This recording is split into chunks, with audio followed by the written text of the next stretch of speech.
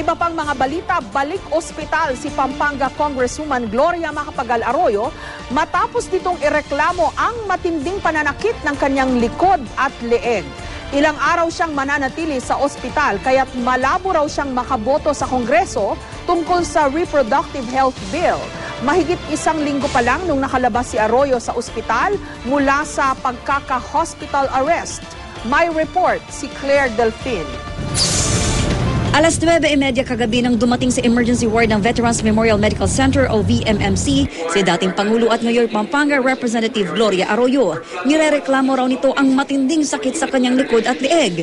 Ito raw ay matapos mabilaukan siya nang kumain siya ng isang maliit na piraso ng melon na binalutan ng manipis na karne.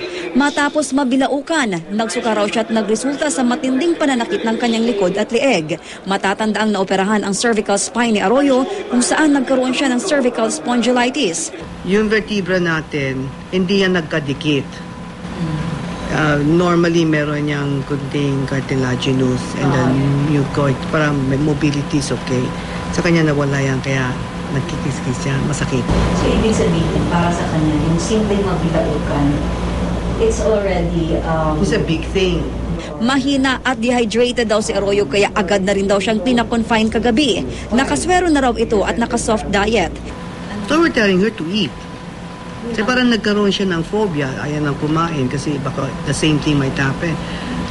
According to her, it was very traumatic. Now, she had to experience, got stuck there.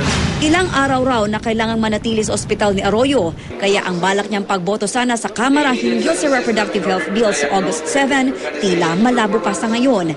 Pero kampante ang mga doktor, hindi seryoso ang kondisyon nito basta't mag-iingat lang ito.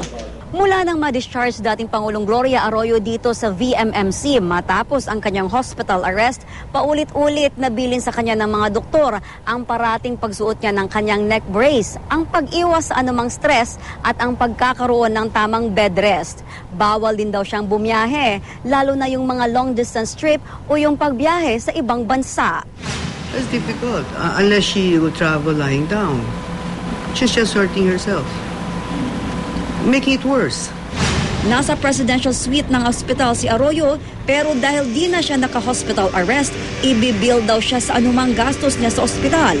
Pero habang nandito siya, mahigpit muli ang seguridad dito. Claire Delfin, GMA News.